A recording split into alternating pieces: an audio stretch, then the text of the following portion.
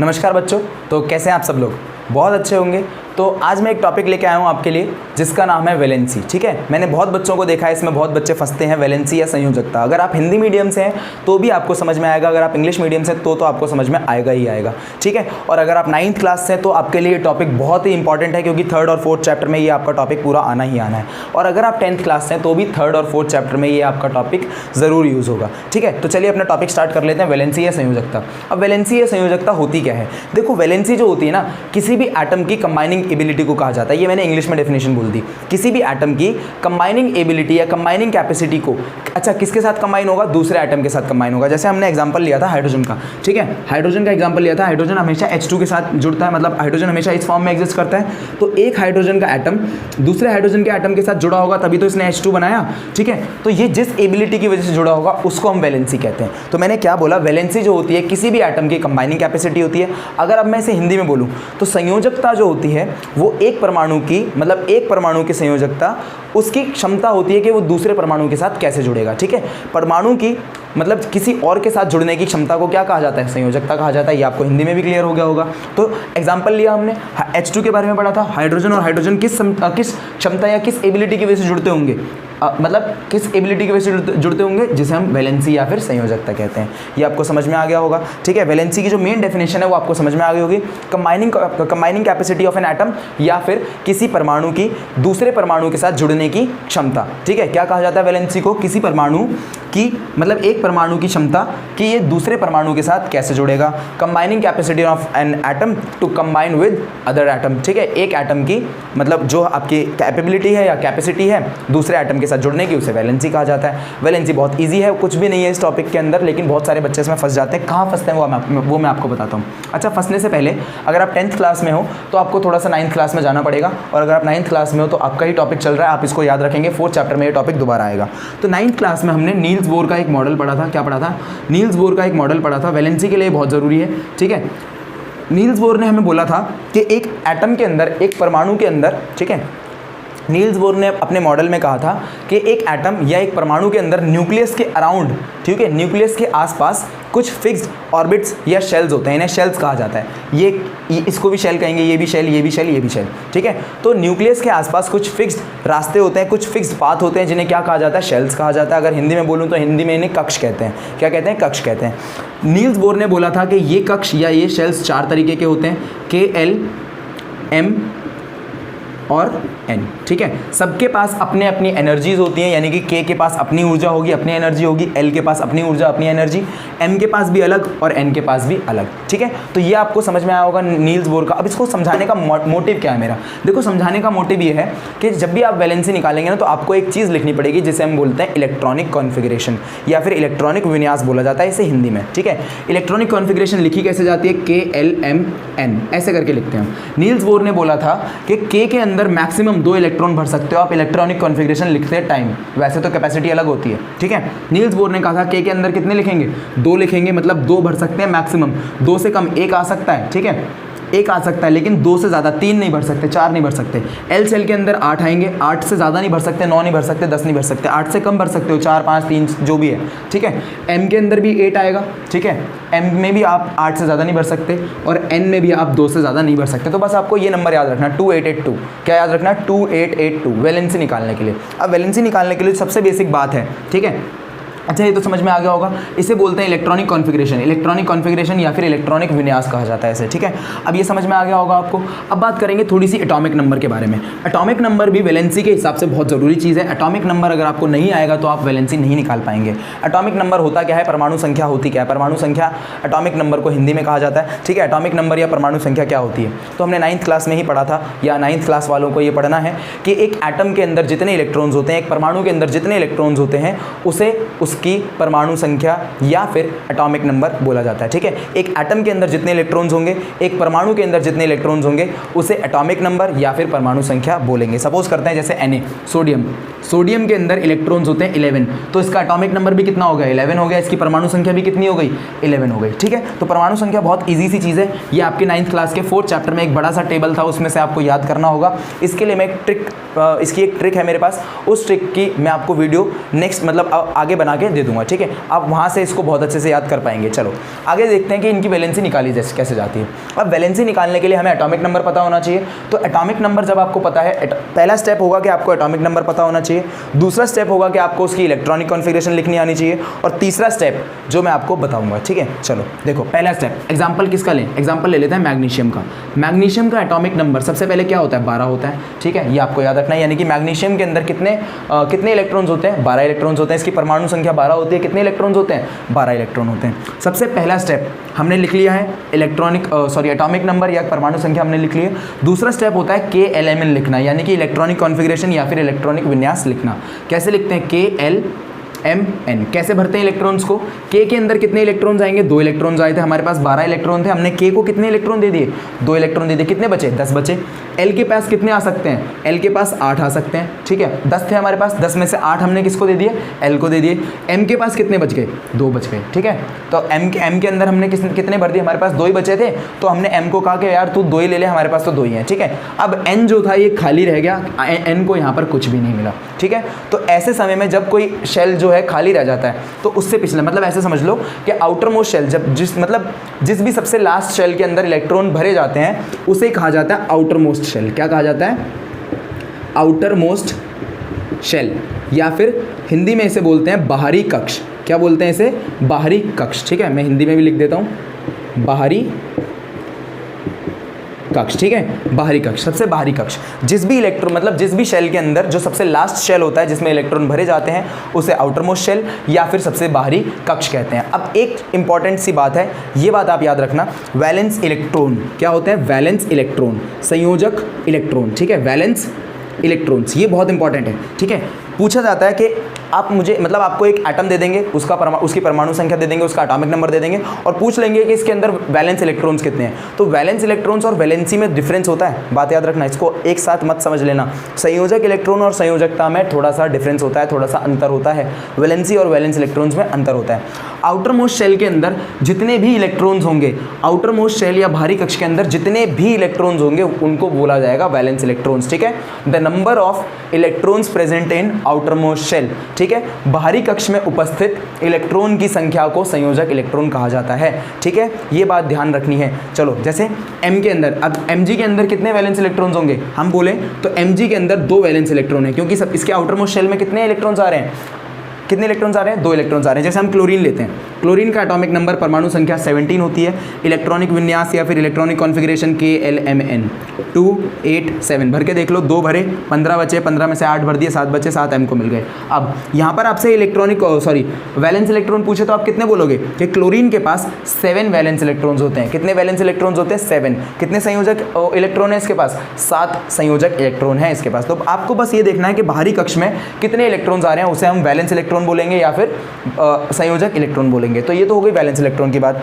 अब करेंगे वैलेंसी, ठीक है। अब निकालेंगे वैलेंसी। देखो वैलेंसी जो होगी वो थोड़ी सी डिफरेंट होगी वैलेंसी उससे, क्या नाम आपके, वैलेंस इलेक्ट्रॉन से, ठीक है। तो ये बात आप याद रखना। लेकिन वैलेंसी निकालने के लिए भी हमें आउटर मोस्ट शेल का, बाहरी कक्ष का कंसेप्ट बहुत अच्छे से आना चाहिए, जो कंसेप्ट मैं आपको बता चुका हूँ, ठीक है।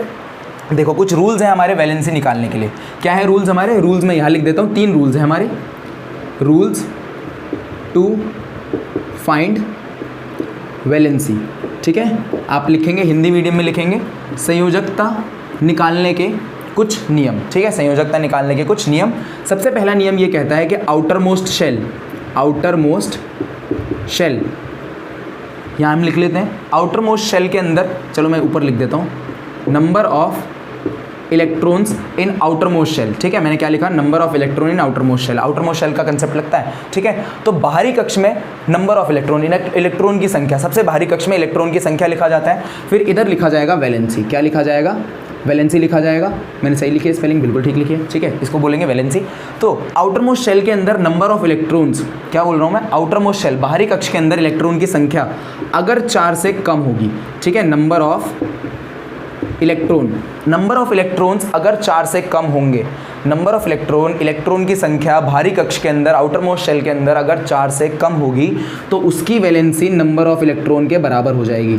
क्या बोला मैंने, valency will equal to number of electron. इसका एग्जांपल लेते हैं, देखो जैसे मैग्नीशियम के अंदर बाहरी कक्ष में कितने इलेक्ट्रॉन्स आ रहे हैं, 2 आ रहे हैं, तो मैग्नीशियम की वैलेंसी भी कितनी हो गई, 2 हो गई। ठीक है, मैंने यही बोला कि अगर किसी एटम के आउटर मोस्ट शेल, किसी परमाणु के बाहरी कक्ष में कितने इलेक्ट्रॉन्स हैं, 4 से कम आ रहे हैं, तो उतनी ही उसकी वैलेंसी हो जाती है। ठीक है, 4 से कम के लिए मैं ब्रैकेट में डाल देता हूँ 1 2 3। ठीक है, अगर इतने इलेक्ट्रॉन्स किसी भी परमाणु के आखिरी शेल में, आखिरी कक्ष में आ रहे हैं, किसी भी एटम के आखिरी शेल में इतने इलेक्ट्रॉन्स आ रहे हैं 1 2 3, तो उतनी ही उसकी वैलेंसी हो जाएगी। ठीक है, उतनी ही उसकी क्या हो जाएगी, वैलेंसी हो जाएगी। सपोज करते हैं एल्यूमिनियम का एग्जांपल लेते हैं। देखो जैसे एल्यूमिनियम का एटॉमिक नंबर होता है 13। सबसे पहले क्या करना है आपको, KLMN लिखना है। पहला स्टेप ये होगा कि आप KLMN लिखेंगे, तो 2 8 और 3, 2 8 10, 10 और 3 13 हो गए। ठीक है, 13 हो गए टोटल। अब आउटर मोस्ट शेल में कितने इलेक्ट्रॉन्स आ रहे हैं, 3 आ रहे हैं, जो कि 4 से कम है। 3 आ रहे हैं जो कि 4 से कम है, तो एल्यूमिनियम की वैलेंसी भी कितनी हो गई, 3 हो गई। समझ में आया आपको कि जब भी किसी परमाणु के आउटर मोस्ट शेल, किसी एटम के आउटर मोस्ट शेल बाहरी कक्ष में 4 से कम इलेक्ट्रॉन होंगे, तो उतनी ही उसकी वैलेंसी हो जाती है। ये हमारा पहला केस होता है। दूसरा केस यानी कि दूसरा रूल, ठीक है, जब नंबर ऑफ इलेक्ट्रॉन्स 4 से ज़्यादा हो जाएं। क्या बोल रहा हूँ मैं, अब नंबर ऑफ इलेक्ट्रॉन्स क्या हो जाएंगे, 4 से ज़्यादा हो जाएंगे। तो ऐसे केस में वैलेंसी निकालने के लिए 8 में से नंबर ऑफ इलेक्ट्रॉन्स को माइनस किया जाता है। क्या बोला मैंने, 8 में से नंबर ऑफ इलेक्ट्रॉन्स को माइनस किया जाता है। अगर आपको ये दिख नहीं रहा होगा तो मैं यहाँ लिख देता हूँ। वैलेंसी निकालने के लिए V जो होती है, V = 8 minus number of electrons होती है। ठीक है, हम क्या करेंगे, जब भी हमारे आउटर मोस्ट शेल में, बाहरी कक्ष में नंबर ऑफ इलेक्ट्रॉन चेक करेंगे, जैसे 5 आ रहा है, 6 आ रहा है, चलो मैं लिख देता हूँ क्या आ रहा है, जैसे 5 6 7। ठीक है, 8 वाला केस अभी बताऊंगा, 5 6 7।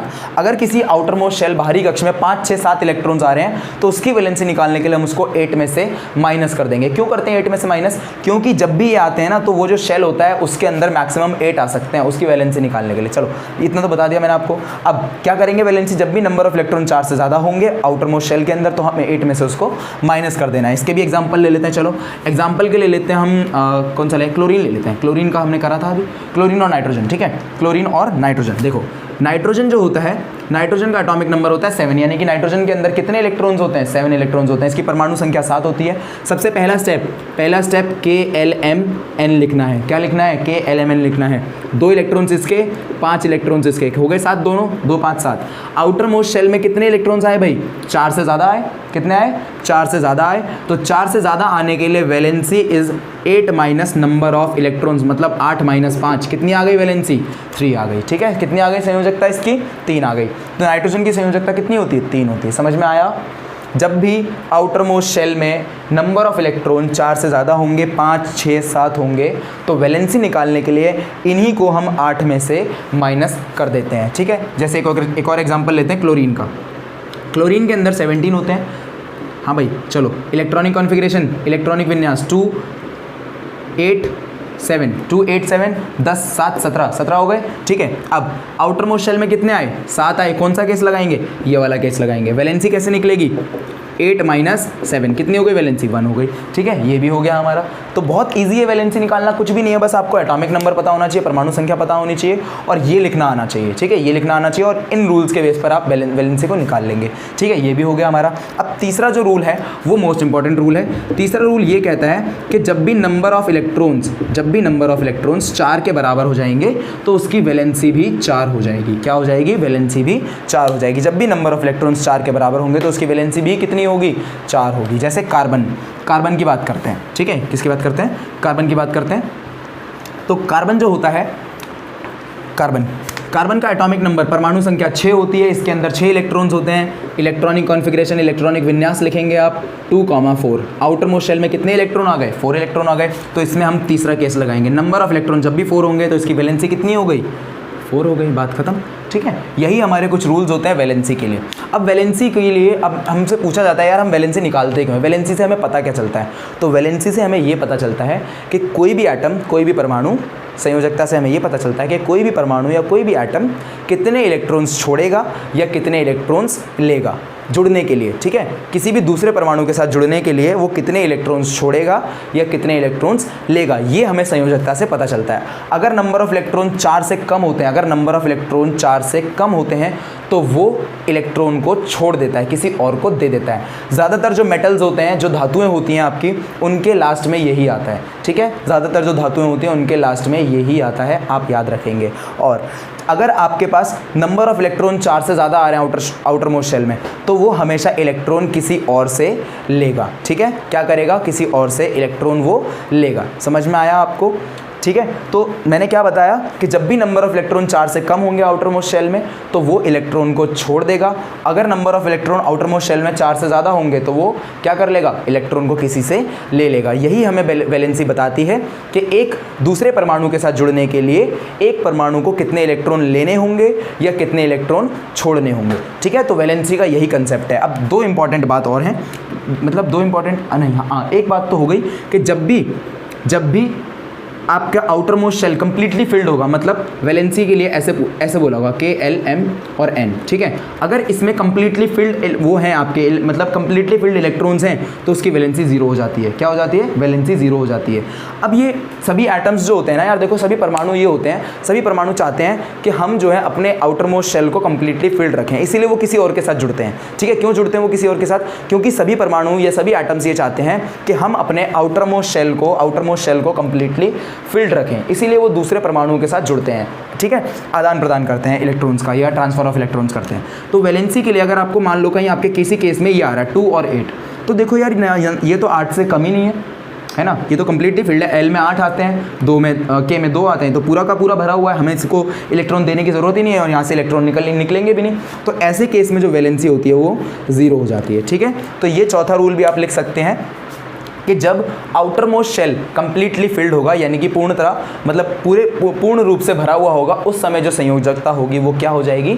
ज़ीरो हो जाएगी, शून्य हो जाएगी, ठीक है। तो ये चीज़ आपको अच्छे से क्लियर हो गई होगी। वैलेंसी जीरो हो सकती है बट नेगेटिव में नहीं हो सकती वैलेंसी कभी भी, ठीक है। वैलेंसी कैन बी जीरो, संयोजकता जीरो हो सकती है, शून्य हो सकती है, लेकिन कभी भी माइनस में नहीं जाती, ठीक है। तो ये वैलेंसी का हमारा सारा का सारा कंसेप्ट था, जो आपको अच्छे से क्लियर हो गया होगा। अब आपको होमवर्क में जो आपके 9th क्लास का 4th चैप्टर में जो टेबल है, वैलेंसी वाला टेबल है, उसके होमवर्क में आपको सभी एलिमेंट्स की वैलेंसी खुद से निकालनी है। कुछ की तो मैं करा चुका हूँ, उसकी सभी की वैलेंसी आप खुद से निकालेंगे, आपकी प्रैक्टिस अच्छे से हो जाएगी और आप वैलेंसी को यूं ही निकाल लेंगे। वैलेंसी के बेस पर ही हमारे कुछ चीज़ें बनती हैं जिन्हें हम आयंस कहते हैं। क्या कहते हैं? आयंस। आपने अब सुना भी होगा आयंस क्या होते हैं। आयंस, कैटायंस, एनायंस, ये सब वैलेंसी के बेस पर ही बनते हैं, ठीक है। तो चलिए, ये वाली वीडियो देखने के लिए बहुत बहुत धन्यवाद।